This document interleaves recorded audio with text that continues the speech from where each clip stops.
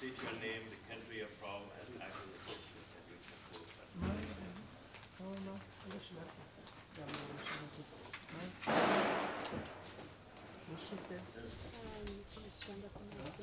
Hi, my name is Gordon Miller. I very much enjoyed your talk and also the talk from the ambassador of Zambia.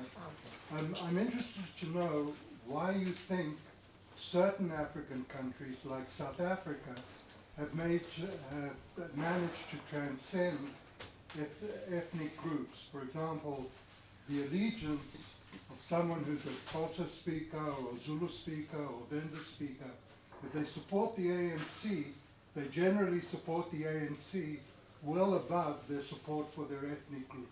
And that's one of the reasons why you have so much stability in South Africa.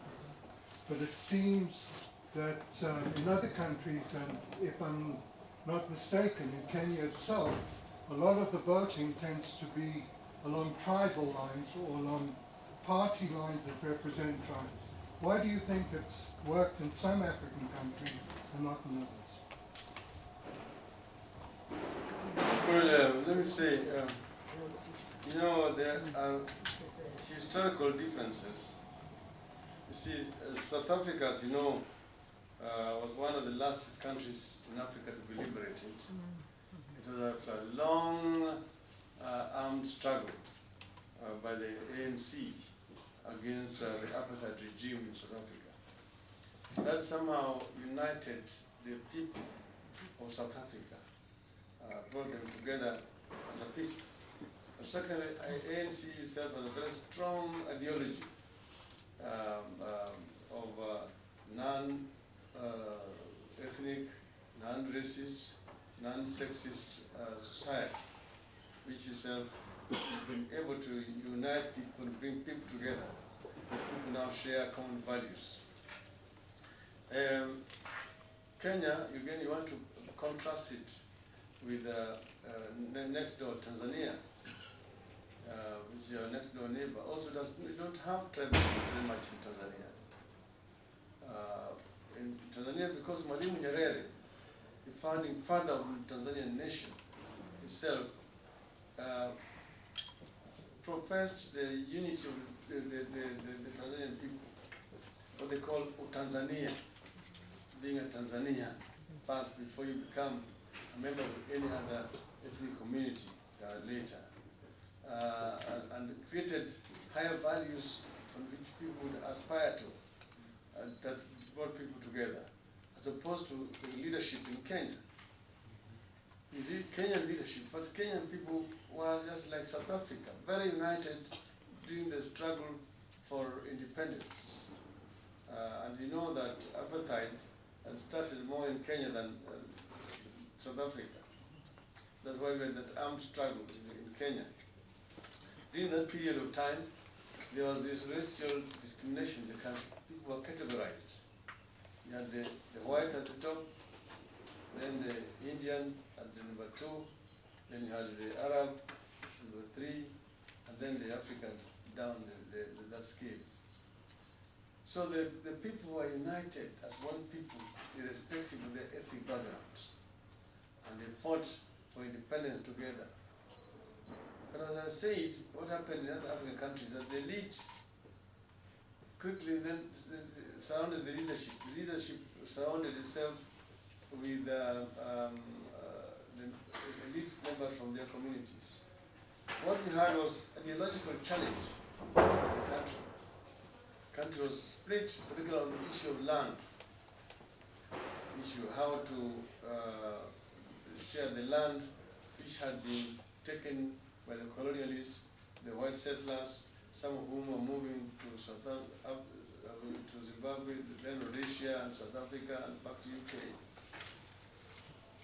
Then the leadership split on this, and then ethnicity reared its head.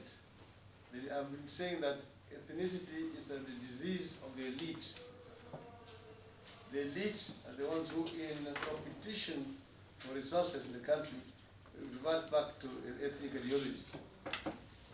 That, oh, this is us, so and so want to take power from our community. and then once it starts, it basically expands. And you find people now are divided. People now don't feel that they are secure unless a member of their ethnic community is at the top. That is our problem. Those, I would say, are the historical parallels between Kenya, Tanzania, and South Africa.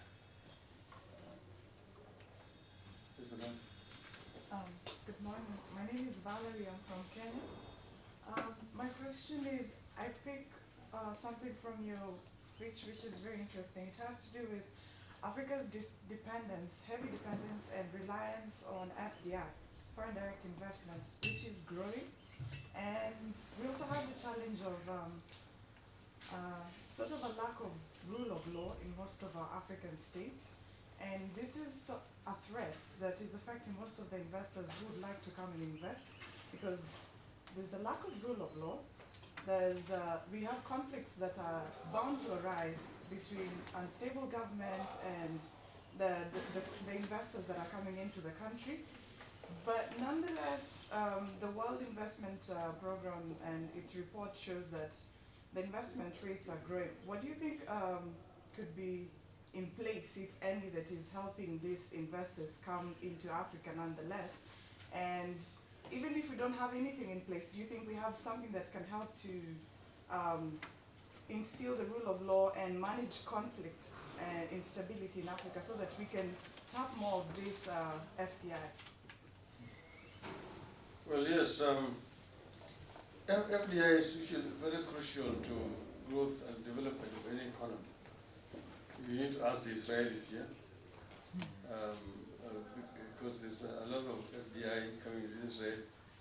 Fortunately, they have got a huge diaspora outside Israel, in Europe, in the US, in Australia, you name it.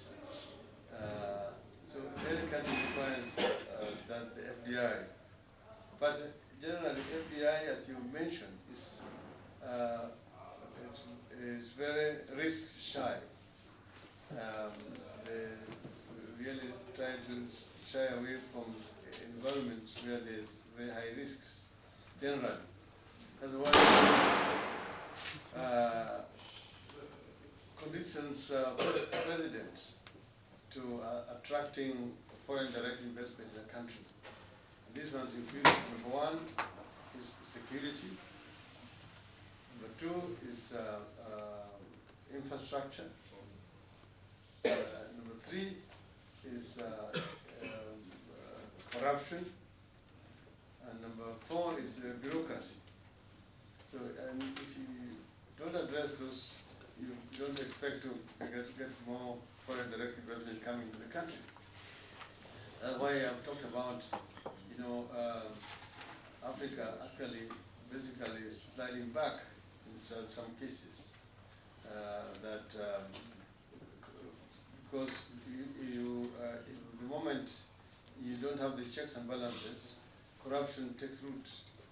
And you've seen how much wastage there is in Africa. We're talking in terms of billions of dollars of money which is actually going into private pockets of the people. Of course then the private investor will have problem coming into the country that way. The other one is bureaucracy. Putting too much bureaucracy. Each of themselves basically roadblocks for rent seeking generally. Or you need this kind of license, or you need this. Some of them today will tell you you have one-stop shop. Just one-stop shop in theory. When you go in practice, you still have to get those licenses, and you have now got commission agents who will move around to go and get you all those licenses. And that will inflate the cost of the project. And even the delays. If somebody travels all the way from California and wants to invest, and then he's been told to do A, B, C. And he leaves somebody to do those things, he goes back to California. The next time he comes back, he's told, oh, there's still X, Y, Z, so on and so forth. Because this guy will weigh, his other options.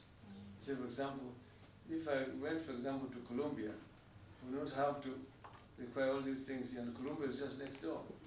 Instead of flying all the way to Kenya, and then back, and then again, and so on and so forth, so forth. So, you need to have people who also are private sector oriented and minded, who know what it means in terms of somebody flying from Israel to come to Kenya and spend there 3 days and then come back. He's been told to go again. He's talking to you as if somebody is coming from Kakamega. This guy is coming from Tel Aviv. So I'm saying that it is possible to create an attractive environment if you know basically what it takes to do so and what is necessary. Thank you. Well, There's yes, the gentleman there. Sorry. Thank you. My name is Sylvain. I'm from the Democratic Republic of the Congo. I really enjoyed your talk, especially on the side of optimism about Pan-Africanism. And I've really tried to imagine a scenario about democracy and especially in regard with opposition leaders. Sometimes we watch and see like the lessons of democracy you are trying to teach the dictators. And when we look at the opposition side as well, we find like leaders tend also to be in power in their own political parties. Like sometimes we find in my own country, you have Etienne Tshisekedi since 1960, is the political, the opposition leader for years, and he has stayed. He's not even healthy, and they don't give to young people also leadership in the opposition. We wonder if we can give you trust to come to power with this same attitude, whether you will not tend to stay in power again, even if you are from the opposition. What is the perspective you can give to the people who don't trust these opposition leaders? Thank you. No, thank you very much. I will talk about leadership generally, because you can be today in opposition, tomorrow you're in government, and next time you're in opposition again, if there's democracy. Unfortunately, in the DRC, because DRC's situation is very unique, I said that Congo has never known peace, as far as I'm concerned, ever since I was a young boy. When the independence came, then there's Patrice Lumumba for a very short time. Then came, when Lumumba was assassinated, you had then Shombe, then you had Kasavubu, and then came Adola, then eventually came Mobutu Sese Seko. But all the times the opposition was in exile, in the bush, fighting. All those years, the Gizenga, in the bush, then my friend Mr. Kanza, I can count many of them. Pia Mulele, who was lured by Mobutu, he went back, Mobutu assassinated him. So people like Tshisekedi have grown up through this kind of struggle all this time. And then we had Kabila, first, then Kabila out, then now Kabila second to the son. And I was talking about these term limits. I did not mention DRC deliberately. I did not even mention Kagame in all of this. I didn't mention Museveni by name, but I knew that you guys would draw conclusions. But you see, unlike in government, opposition, if you are not, if you don't have support, you lose relevance. You just become irrelevant. Those people prefer to be in government. So people will only associate with you when they see that you have a chance of ever making it to government. cannot make it government, you just become irrelevant. So there's nothing that you're handing over to anybody. So it's different being in the position, because a new opposition movement can actually emerge with the younger new leadership, which is more forward-looking, which is more relevant to the current situation. And that will drive Mr. Tshisekedi into oblivion. He will just become irrelevant if he does not hand over to the younger generation.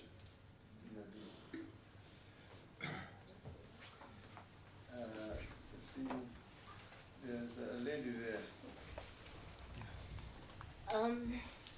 Judging from what you have shared and from what Honorable Ambassador also shared, it's like the model for governance and what we're looking at as an example also from the West is that instead of people voting according to tribal lines, they'll vote according to principles, according to values. So to be able to get Africa to where it is, I believe we need visionary leaders such as are in this room. But the unfortunate thing is that you will pass away. Your generation will go. So what will happen to the generation that is to come? So what are you doing to invest in the youth who are coming up, in the leaders who are growing up, so that Africa does not fall back into history? Thank you very much. First, I think we need to build strong institutions. And this includes political parties. Political parties are very important in governance. They're the ones that help peaceful brokering of competing ideologies. So political parties based on clear ideologies are a requisite to a proper democratic system where there is competitive politics. This is very important. And then a political party will bring people together. The youth are usually the vanguard in the political movement, in the political party. And there the youth actually are inducted into ideologies and they're given a key role to play. Like a political party can only be vibrant if it has got a strong youth base. Like in my own political party, for example, the Orange Democratic Movement, you've got what we call the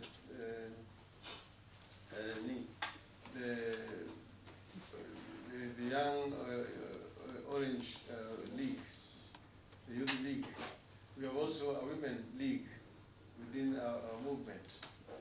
And the women are then empowered to participate within the political party as women and as equal to men. Therefore, this is what needs to be encouraged. Growth of strong political parties based on ideologies. And if that happens, then even the question of handing over will not arise. It will be almost automatic that it will, the youth will take over gradually. This is what is happening even here in Israel. This is what will happen to political parties here, that leadership changes. When the older generations time goes, they just move on. It's like a river that is flowing towards the sea. The more water going toward near the sea, the other water is coming from the mountains. This is how it should be in a strong democratic society with strong political movements. Janet? Thank you, first of all, Prime Minister, for that stimulating and humorous expose on Africa. We all know that the biggest challenge we have in Africa right now is electoral governance. And we know that lack of it, of proper electoral governance, leads to serious electoral malpractices. And this has been an hindrance to the proper entrenchment of democracy.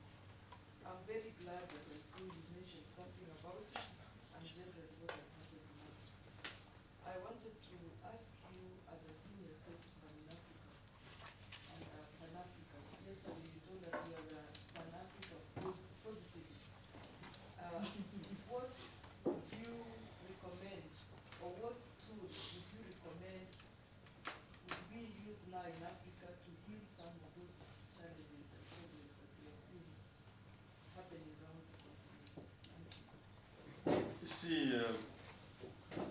said that in Africa right now, we have two forces pulling in two opposite directions. There are forces for change and reform who are forging ahead, but you've got forces for retention of status quo. There are those who still live in yesterday, who are trying to claw back the gains which have been achieved by the people of Africa at a great cost in terms of human suffering and lives and so on. So there are these two forces who are pulling in the opposite direction.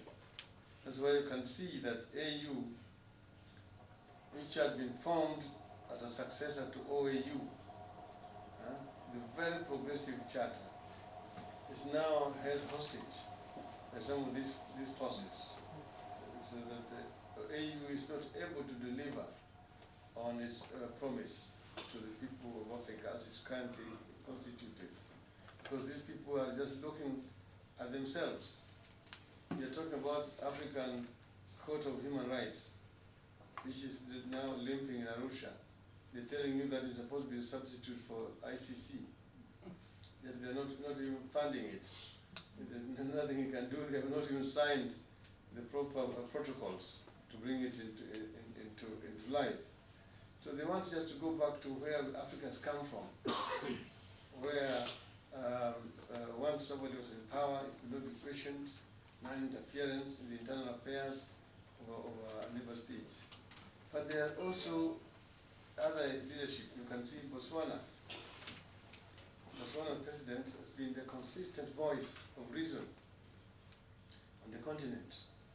Whenever something happens that is not right, he will come out and speak directly. In my view, he's speaking on behalf of millions and millions of the African people. So we must just be consistent and persistent and rally together, that the more progressive leaders come together, the more pressure they will be able to bring to bear, and the more support they will be able to get. And this, in my view, will create a bigger momentum, which will then translate into changes on the continent. I want.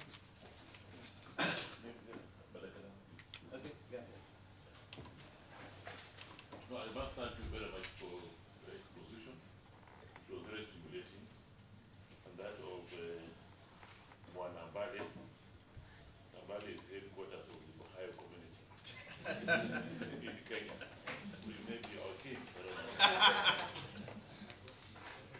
One of the reasons for justification for the one-party states by Nyerere and other people at that time, which is not quite emphasized also, was that just like in Europe, when they refer to the state of emergency, the parties come together, the national governments, they come together and fight that emergency, that war. So in Africa, we have no less war than the war against poverty, ignorance, and disease. And therefore, we must come together to fight that war. And that to me was a very, very convincing argument. But of course, in practice, it began well, but it ended up in being a one-man dictatorship. But assuming that we had good governance at that time, I think we would be somewhere. And then I begin to believe we would be somewhere, because even if you look at states like Korea, which you mentioned, like Singapore, which you mentioned, like even China, which you mentioned, if you go strictly by the issue of governance, in the strict sense of the word, they may not be where they are today, because there was some measure of leaders with vision, some measures of guided democracy. I've never been a devil's advocate. For them to be where they are now, then they can now say we must enhance our democracy. And therefore, in this journey in Africa, where, okay, you go to South Africa and Tanzania, where in a number of countries, the political parties can tell you there are long ethnic lines.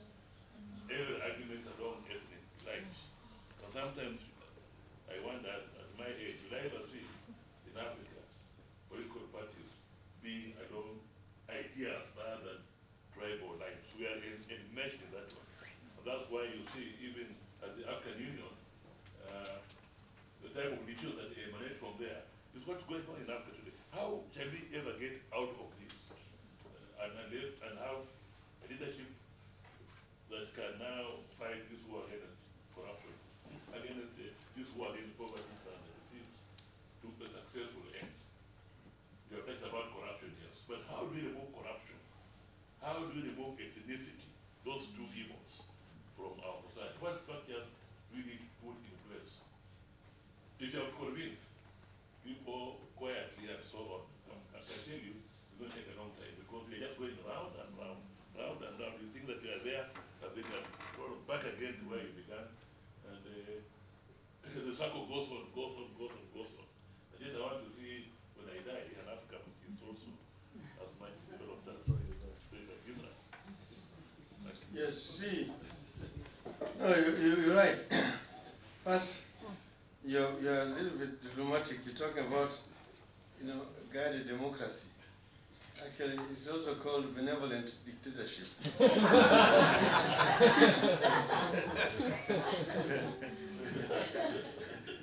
And, you mentioned that one of Park Chung-hee in Korea, or Mahathir in Malaysia, or Lee Kuan Yew in Singapore, and so on. Even to a certain extent, Mwalimu Nyerere's Ujamaa program was benevolent, called benevolent dictatorship, because it was opposed. And if you look at the basis of Ujamaa and kibbutz system here in Israel, you see the foundations are the same. And you and I know, when we now compare the land ownership in Tanzania vis-a-vis Kenya, or use, I think Tanzania has done better by bringing people together in villages so that they could share common services there in Tanzania, unlike now Kenya, where people are killing each other over a quarter of an acre or whatever. That is fine, so long as there is a clear destination, a clear vision, where people have to pull their socks, where they have got to tighten their belts, because there's something else that they expect tomorrow, in my view. Because human beings are conservative, sometimes they have to be pushed to take certain decisions. But having said that, what I'm talking about is that the collective will of the people, and then saying that your business becomes mine. Because on this issue of governance, that we don't want to say, you just forget about, that's now internal affair of Uganda. They can do whatever they like. Like I mentioned that case of Idi Amin. That, if he had not invaded Tanzania, which then prompted Tanzania to act, Amin could have gone on and many more Ugandans would have been killed. See?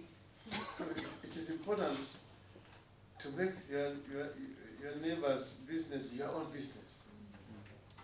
When Hitler took over in Germany, everybody thought this was just a German affair. And he told the Germans that give me 10 years, and I will give you a different Germany. And sure enough, in 10 years, he gave them a completely different Germany.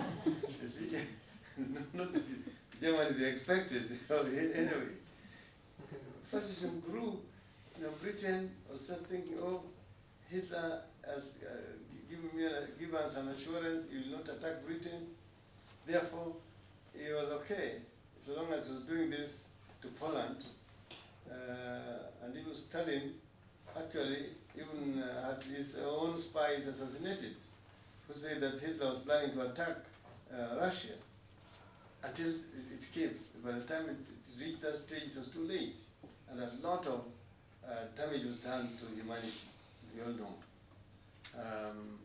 I've been to those camps, Buchenwald and Auschwitz. They are being constructed, and people are just looking. In the end, because we know what happened, and this country knows more about it. So Africa, you see, Bashir was doing what he was doing in the Darfur. How many people were killed by the so-called Janjaweed just the other day? Today, African heads of state can meet in Addis Ababa and say Bashir should not be taken to ICC. They're just forgotten. So to them now, he's an African. That's why let us deal with it in Africa. And you don't even have the mechanism to deal with those kind of crimes. So other things are going to happen. Now it's happening in Burundi. People wake up in the morning and you find corpses in the streets. The entire of the continent is just quiet. Nobody's talking about it. So if we don't come up and agree that we must have certain standards which are acceptable and applicable across the continent, you can forget it. You see what the EU did when Yugoslavia was in problem, was dismembering. The EU acted to get Yugoslavia, something out of the then Yugoslavia, which was splintering. So we need that kind of leadership at the AU. And in my view, that's why I keep on talking all the times anything happened in the continent. Last week, Mugabe declared me persona non grata in Zimbabwe. He said that if I go to Zimbabwe, I'm going to be castrated.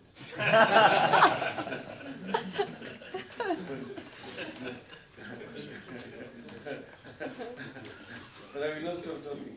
Anyway, so I believe that Africa as a continent deserves better.